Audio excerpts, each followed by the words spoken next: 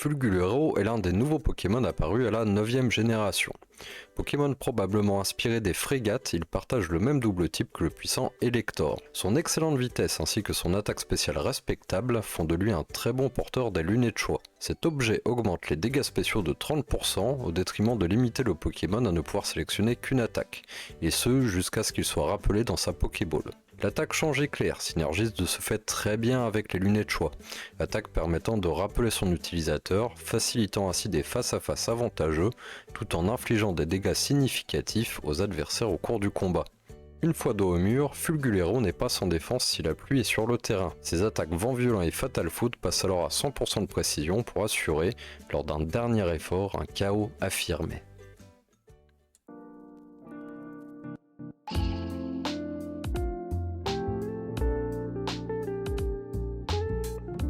Bonjour à tous et bienvenue chez Cliff et les Oiseaux, et aujourd'hui on se retrouve avec une équipe un petit peu différente de d'habitude, cette fois de notre côté.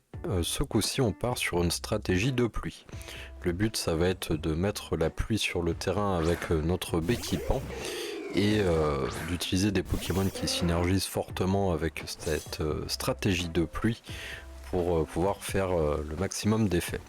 Donc on a le Deep Équipant qui arrive en jeu et qui se trouve contre un Pokémon de type plante et de type combat. Donc il se prend 4 fois plus de dégâts contre les attaques de type vol. Et donc je clique une attaque de type vol, je me dis c'est le moment parfait. Et l'attaque de type vol c'est Vent Violent. Elle a des pourcentages de chance d'infliger de la confusion. Et le Salarsen en face, un type électrique poison, se fait confusionner. Confusionner ça se dit, allez on va partir sur confusionner. Il se fait confusionner. Et je me dis, il y a 90% de chances qu'il parte sur une attaque électrique. Alors, qu'est-ce qui se passe? En fait on sait pas, parce qu'il se frappe lui-même dans sa confusion.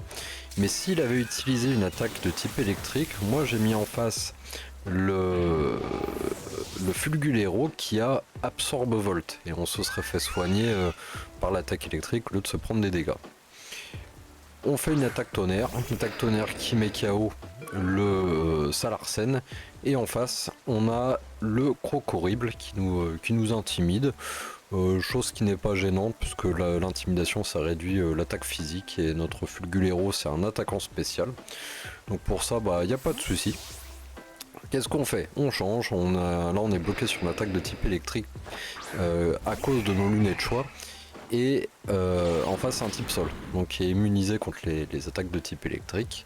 Donc je pars sur un Pokémon qui est relativement physiquement défensif, donc qui résiste plutôt bien les attaques que pourrait nous faire le Crocorible, et on a de quoi répliquer. On a l'attaque Surf qui est boostée sous la pluie. L'adversaire anticipe, il se dit non, je vais me prendre une attaque de type eau, je m'en vais. Et il nous met à nouveau l'archéduc de type combat et de type grâce, de type plante. Et nous, qu'est-ce qu'on fait? On anticipe aussi. On se dit, il va pas rester sur le Crocorible, et on est passé sur le Nigosier. Nigosier qui est lui aussi de type vol, qui attaque en premier. À mon avis, l'adversaire ne pensait pas que le Nigosier allait attaquer en premier, et une attaque lame d'air qui fait 4 fois plus de dégâts, met KO de manière super efficace, doublement super efficace, donc super efficace, l'archéduc de Hisui. Le Crocorible qui revient et qui fait encore qui a pas vraiment d'impact sur son intimidation, et je me dis relançons le Pingoléon qui résiste l'attaque de type proche. J'anticipais une attaque de type proche parce que le Nigosier lui était fait contre une attaque de type proche, et généralement les Pokémon de type sol ont toujours une attaque de type proche pour pouvoir attaquer les Pokémon de type vol qui eux sont immunisés aux attaques de type sol. C'est vachement un pierre papier ciseau, hein, cette relation vol, roche et sol, mais c'est ce qui rend intéressant. Moi j'ai cliqué l'attaque de type surf, qui fait de très bons dégâts au Corvalus qui arrivait en face. La pluie qui s'arrête, et je pensais pas que le Corvalus allait être plus rapide que le Pingoléon. Et bah malheureusement c'était le cas. Il a fait l'attaque Big Splash, une attaque de type combat, et qui est donc super efficace contre le Pingoléon qui est de type acier. Alors nous on en profite, on remet le B-équipant pour remettre la pluie, et une attaque hydrocanon permet de mettre KO promptement le Corvalus qui était déjà bien entamé. Que fait l'adversaire? Qu'est-ce qu'il nous met? Il nous remet le crocodile qui refait une intimidation contre un attaquant spécial. Et là je me dis il va encore repartir sur son attaque éboulement. Donc je vais mettre un Pokémon de type plante pour essayer de le mettre KO ensuite. Et je pense avoir mal prévu parce que qu'est-ce qui va se passer ensuite? On se prend une attaque sabotage. L'attaque sabotage qui est de type ténèbres. Mon archéduc à moi qui est pas l'archéduc de Hisui, donc qui n'est pas de type combat mais qui est de type spectre, et les types spectre c'est faible contre les attaques de type ténèbres, donc rest in peace mon très cher archéduc, c'est pas dans cette vidéo que tu vas briller. Et je me dis c'est le bon moment pour remettre le Nigosier. Je pensais qu'il allait être plus rapide le Nigosier mais non. Et il survit à 4 points de vie contre le Crocorrible. Et il contre-attaque avec Surf qui va mettre KO enfin une bonne fois pour toutes le Crocorrible. On a un Pikachu dans la bouche, j'en parlerai quand je ferai la vidéo sur le Nigosier. Il va savoir que si un adversaire l'attaque, il peut se faire paralyser parce qu'il a un Pikachu dans la bouche. J'adore vraiment le design de ce Pokémon. C'est pour ça qu'on l'a en bas à droite, toujours présent avec nous en tant que support émotionnel. Le Cisaiox en face, le Cisaiox c'est un Pokémon qui appuie quasiment tout le temps sur piste au point, une attaque de type acier, et les attaques de type acier sont résistées par les Pokémon de type électrique, c'est pour ça que j'ai mis le Fulgulero, et nous on a mis l'attaque Fatal Foudre, on a utilisé l'attaque Fatal Foudre, et coup de bol ça a paralysé le Cisaiox.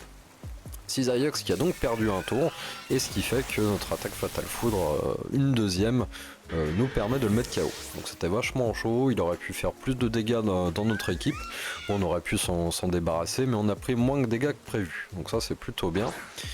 En face, un Donphan. Donphan, on peut pas y faire grand chose, parce qu'encore c'est un type sol, et nous on est bloqué encore une fois par les attaques, par les lunettes de choix sur une attaque de type électrique. Donc je me dis, sur qui je vais passer? Est-ce que je vais passer sur un Pokémon de type eau? Est-ce que je vais passer sur le Altaria? Je vais passer sur le Nigosier qui est déjà bien usé. Tant pis, il va être mis KO et ça nous permettra de revenir sur un autre Pokémon de manière plus propre sans qu'il se prenne de dégâts. Et je vois que le Donphan il a fait Croc de Foudre, Croc-Éclair. Et Croc-Éclair c'est une attaque de type électrique. Et je sais pas si vous vous souvenez. Ce que j'ai dit tout à l'heure, c'est que notre Fulgulero, il a Absorbe Volt. Donc si je me prends une attaque de type électrique, je vais regagner des points de vie. Ça, l'adversaire, il le sait pas. Il le sait pas encore parce que son Salarsen s'était infligé des dégâts via la confusion. Donc il n'y a pas eu de petite ligne de texte qui parlait d'Absorbe Volt. Et là justement on se prend les crocs éclairs et on se soigne. Donc c'est vachement bien, on a pu regagner des points de vie. Et on termine juste à temps le Donphan lorsque la pluie s'arrête. Et la partie qui se termine en même temps. Donc là on voit que c'était pas qu'un seul Pokémon, même si c'est Fulgulero qui a été mis à l'honneur lors de cette vidéo, c'est pas que lui qui a fait le gros du boulot. On a le Béquipant qui est venu 2 fois, qui a remis la pluie 2 fois dans la partie, qui a mis KO le Corvalus avec son hydrocanon, et on a le Nigosier qui mine de rien a fait un bon boulot, qui a mis KO l'archéduc de Hisui et qui a terminé le Crocorrible avec même 4 points de vie lui restant, et qui s'est sacrifié pour l'équipe pour pouvoir remettre en jeu le Fulgulero qui a pu cliquer sur Vent Violent. Donc voilà, même si c'est Fulgulero qui est mis en avant, bien joué à toute l'équipe, bien joué à mes petits oiseaux, puis bien sûr comme d'habitude bien joué à l'adversaire. J'espère que ça vous a plu et je vous retrouve sur la prochaine. Ciao.